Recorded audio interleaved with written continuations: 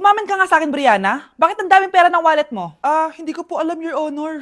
Nangupit ka sa akin, no? Your Honor, i-double check ko lang kung totoo yung sinasabi niyo. Anong Your Honor? Nanay mo ko. Nagsasabi na ito? Anay, alis lang ako. At saan ka na naman pupuntang babae ka? Sa boyfriend ko po, Your Honor. Your Honor, saka din eh.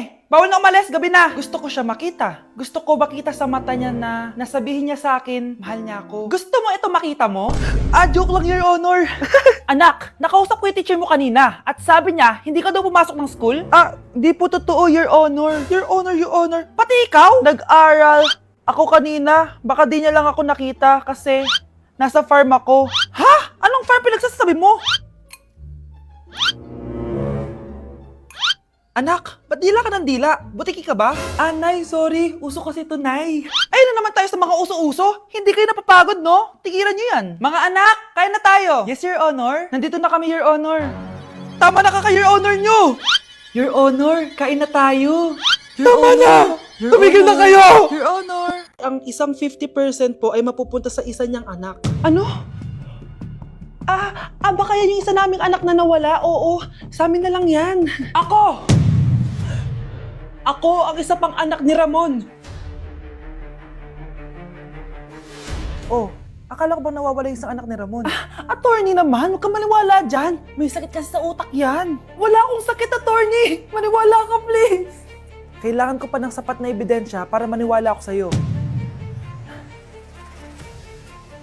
Sige na, babalik na lang ako. Ito na ba yung bagong bahay ng anak ko? Ikaw babae ka. Sinubukan mo pang agawin sa amin ng kayamanan ng tatay mo? Ang sama nyo, tita! Gusto nyo kunin lahat! Well, hindi naman maniniwala sa'yo si attorney dahil wala kang ebidensya. Tao po, attorney po ito. Nandiyan si attorney. Halika dito. Ayan, ikukulong muna kita dito sa bodega hanggat hindi ko pa nakukuha mga kayamanan. Yes, attorney. Hawak ko na ang 100% ng kayamanan ni Ramon. Nandito na ang titulo, papeles at cheque ng mga kayamanan niya. Salamat, attorney, ha? Scarlett, hindi ko na alam kung ano nangyayari sa nanay ko. Pero huwag ka mag-alala. Ako bahala sa'yo. Kailangan na matigil tong pinagagawa ni nanay. Tao po. Sino ka? Ako po yung nanay ni Scarlett, yung anak din ni Ramon. Totoo ba to? Pinagsasabi mong babae ka? Kami lang ang pamilya ni Ramon. Attorney, huwag ka magpaniwala dyan. Peke yan. Hindi to peke. Pwede mo ipacheck to sa attorney. Kaya ilabas mo na siya. Kinulong po ni nanay si Scarlett sa bodega. Ha? Anak?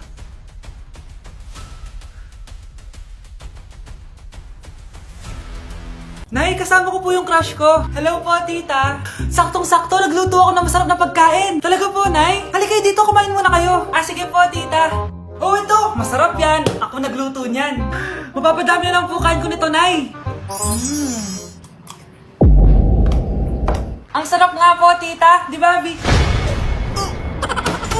Tita, nabubulunan po anak nyo. Anak! Anak! Anak! Anak! Anak! Anak! Anak! Anong gagawin natin, tita? Tumawag ka ng doktor! Sige po, tita! Nandito na ako! Dok, bilisan niyo, Dok! Na paano siya? Nabulunan po! May jowa pa siya? Importante pa ba yun? Ligtas mo anak ko! Ito na, ito na! Patay na siya! Anak! Patay na siya? Sayang, ka-crushback ko pa naman siya! Crushback mo ako? Pag ganyan mo lang sinabi, so tayo na? Sige, papaalam muna ako Anay, pwede ba ako sumama sa gala namin magtutropa? Ayan, gala na naman. Hindi pwede. Ano ka? Anak sa mayaman? Nay, sige na! Kasama ko naman yung anak ng kumari mo. Kahit kasama mo pa yung anak ng presidente, wala akong pake. Si nanay naman, napaka-KJ. Bastos to nag-walk out pa. A few moments later. Wow, nagugas ng plato? Parang may gusto Hoy, kahit magugas ka pa ng plato dyan, hindi kita papayagan, no? Parang wala naririnig to Nag-aaral ng maayos? Hindi pa rin kita papayagan, no? Hoy, ba't di mo pinapansin, Sige, pag ikaw di nakapagsalita. Ano kaya problema na ni Scarlett? Ba't di ako pinapansin? Siguro nagtampo yun sa akin kasi di ko siya pinayagan. Anak, please pansinin mo na ako. Pwede ka nang gumala. Sige, pinapayagan na kita. Sino yun? Wait lang, anak. Sino yan? Anak? Nay, sorry di ko na kinaya. Sumama na ako sa gala namin. Ha? Pinaprank mo ako, no? Eh, sino yun? Anong pinagsasabi mo, Nay? Buong araw akong wala dito. Nandito ka lang kanina, anak eh. Nay, galing nga ako sa gala namin. Teka lang, anak. Anak? Yes, Nay? Alam mo, itulog mo yan, Nay. Oh, di ba, anak? May takot. Nay! Grabe, nakakapagod mag-aral. Tara, Bes, road trip tayo. Hindi, arcade na lang. Hindi, Bes, road trip na lang. Arcade! Hep! Away ng away eh. May share ako na bago na sure ako kung saan tayo magkakasundo. Saan naman? Kumain na lang tayo, Bes. Share ko lang kasi sobrang good deal ng Jollibee Meal Savers. Pang everyday go-to meal natin. Bakit? Ano meron? Mag-Jollibee Meal Savers tayo. Kasi nandito lahat ng faves natin. Lahat may drinks at kasamang rice or fries. 1-piece burger steak with double rice. 1-piece chicken joy with drinks. At 1 Jolly Spaghetti with fries and drinks. Kaya kahit araw-araw tayo kumain, Bes, busog sulit sarap. Our go-to meal. Ayan, yan yung gusto ko. Kinikrave ko yung burger steak with double rice. Makakatipid na, mabubusog pa tayo. Diba? Kapag cravings mo yung go-to mo, tapos wak sa araw-araw, sulit talaga. Kaya tara na, Bes. Gutom na ako. Excited ka masyado. Libre mo ako next week, ha? Sige, Bes, go. Basta, Jollibee Meal Savers, ha? Go! Manonood ako ng horror. Comedy na lang, puro ka horror, nagmumukha ka ng multo. Eh di wag ka manood, basta horror ang papanoorin ko. Comedy nga, para masaya. Aba, pati yan pag-aawayan nyo? Ako na lang manonood. Ayan, comedy pa kasi gusto mo. Nakakatawa kasi yung mukha mo. Nayo! Anak, saan niyo gusto pumunta sa Sabado? Sa Baguio, Nay, para malamig tapos maraming strawberry. La Union na lang tayo, Nay, para sa beach tayo, tapos picture-picture, tapos kain tayo ng seafood. Ano ba talaga? Baguio, Nay. La Union. O sige, magkanya-kanya na lang tayo, ha? Mga anak, bibili ako ng pagkain. Ano gusto nyo? Jollibee Cheesy Yum Burger! Abay, mala! Nagkasundo kayo, ah! Gaya-gaya. Bias ko yun, eh. Bias ko din yan. Pero narinig ko na may bagong special Cheesy Yum Burger at gusto ko itry. O sige, mga anak, wait nyo ako, ha? Mga anak, kain na!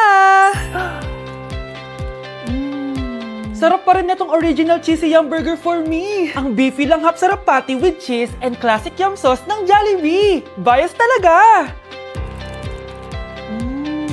Wow! Kakaiba yung atake na itong special Cheesy Yum Burger. Pang bias wrecker. May beefy lang hap sarap patty at cheese na nga. Meron pang crunchy pickle, onions, and ketchup. Oh, akala nyo kayo lang? Meron din ako niyan. Di talaga magpapatalo si nanay, oh. True. Nakikiramay po ako sa pagkawala ng asawa niyo. Masakit para sa amin ang pagkawala niya. Kailan pala namin makukuha yung mga ipapamana niya sa amin?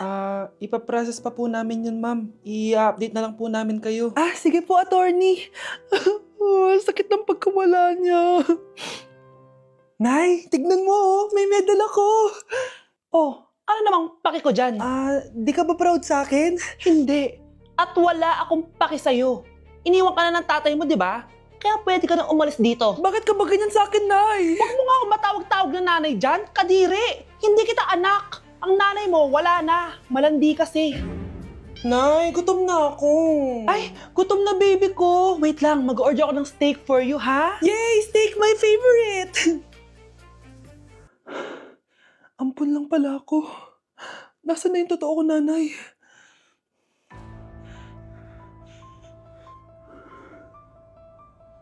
Tulog sila.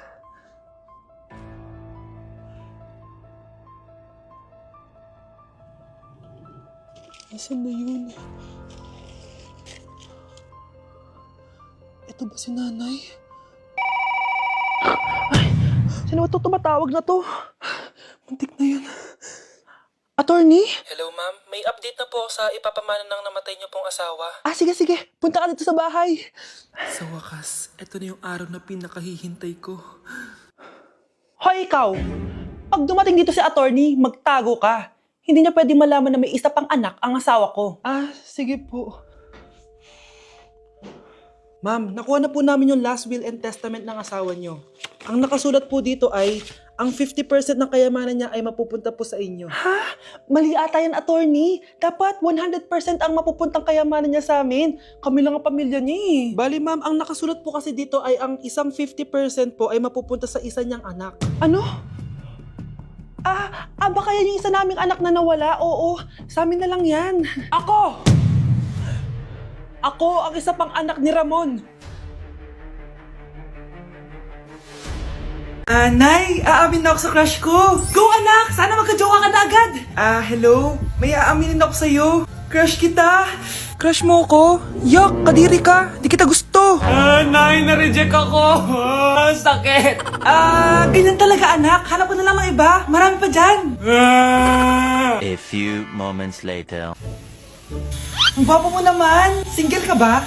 Oo. Gusto ko na magka-jowa. Ako, pwede ako maging jowa mo. Sige, so tayo na? Oo, sinasagot na kita. Yes, may girlfriend na ako! Nay, may good news ako sa'yo. May jowa na ako! Talaga ba anak? Parang ang bilis naman. Siyempre, Nay, ang pogi ko eh. Nay, nasa labas siya. Sige anak, papasukin mo. Hello po tita. Mare? Magkakilala kayo? Oo anak, kumari ko yan eh. Pero Nay, jowa ko siya. Di pala tayo pwede. Hanap ka na lang ng iba. Ayoko na magmahal. Okay, class. Last 5 minutes. Hirap naman nito. Ano sagot sa number 10? Huwag ka mong sa akin, Samantha. Mapapagalitan tayo kay ma'am. Tamot mo naman. Ayaw mo akong pakopyahin, ha? Bilisan nyo, class. 1 minute na lang. Ma'am, nangongopya po si Scarlett sa akin, no? Apakasinungaling mo, Samantha. May nangongopya pala dito. Bagsak ka na sa akin, Scarlett. Apakasama talaga ng ugali mo, Samantha. Nay! O anak, anyari sa'yo? Binagsak ako ng teacher ko. Naniwala kasi siya kay Samantha na nangopya daw ako. Totoo ba yun, Scarlett? Hindi, Nay. Siya talaga yung nangopya sa akin. Walang hiya yan ah. Humanda siya sa akin. Tara, anak. A few moments later. Ma'am, bakit niyo po kami pinatawag dito? Kasi yung anak mo, sinungaling. Siya naman talaga yung nangopya kay Scarlett eh. Hindi po totoo yan. Para malaman natin kung sino nagsasabi ng totoo sa inyong dalawa, mag-quiz na lang kayo ulit. Patay ako nito. Humanda ka ng mapahiya, Samantha. Okay, time's up. Pass your papers. Scarlett, naka-perfect ka. Yes! Talino talaga ng anak ko. Samantha, wala kang tamang sagot. Ikaw talaga ang totoong nangongopya. Nakakahiya ka, Samantha. Humanda ka sa akin sa bahay. Tara! Huwag po, Nay. Anak, maglinis ka nga dito. Mamaya na lang, Nay. Tinatamad pa ako. Hala, ano tong hawak ko? Cellphone mo? Sisirain ko to pag hindi ka pa naglinis. Sige, Nay. Maglilinis na ako. A few moments later. Nay, aalis ako. Gagala kami ng mga tropa. Kita mo to? Sisirain ko to kapag umalis ka. Sige, Nay. Di na po ako aalis. Manahimik ka dito sa bahay, ah. Anak, bigyan mo ako ng pera. Nay, wala po akong pera. Magsasalita ka pa? Alam mo na gagawin ko dito. Ito na yung ATM ko. Kuha ka na lang ng pera dyan. Mabilis ka naman palang kausap eh. Bawal ako gumala. Wala pa akong pera. Buti na lang may jowa ako. Nay, pwede ko pa papatayin jowa ko? Bawal na kayo magkita ng jowa mo. Sige, Nay. Papatayin ko tong halaman mo. Okay lang. Mapapalitan ko yung halaman. Mapapalitan mo ba tong cellphone mo? May pera ka ba? Breaking news! Magla-lockdown ng Pilipinas dahil sa taas ng kaso ng COVID. Bakit COVID yun nasa balita? Di ba monkeypox na tayo ngayon? Anong monkeypox, Nay? COVID pa lang tayo ngayon. Naku, Nay, sayo na lang tayo. Yung uso ngayon. Why you desire me up every season? Lick up the spatula and Hindi naman yan yung uso ngayon eh. Yung uso ngayon, eto. These hoes turn up, they know. When the picture man say pop. Nay, gusto niyo po? Ano naman yan? Dalgona coffee. Yung uso ngayon. Dalgona coffee? Hindi ka pa naka-move on dyan? Anak, isda ka ba? Nay, ginagawa ko po yung workout ni Chloe Ting. Sama ka? Chloe Ting? Sino naman yun? Kapit ng tatay mo yun, oh. Anong kailangan nyo? Eto po yung ayuda nyo. Thank you. Ang konti naman ang ayuda nyo. Wala bang sushi dito? A few moments later. Pabili po. Magkano po tong alcohol? 300 po, ma'am. Mahal. Etong isang box ng mas. 500 po. 500? Sa amin nga 50 lang yan eh. 2022 na, mahal pa rin ang mas. Baliw ata to, 2020 pa lang. Ano pinagsasabi mo? Hala, may COVID siya. Wala ko sakit. Wala ko sakit. Kunin nyo na yan. I-quarantine nyo na. Ang bobo nyo.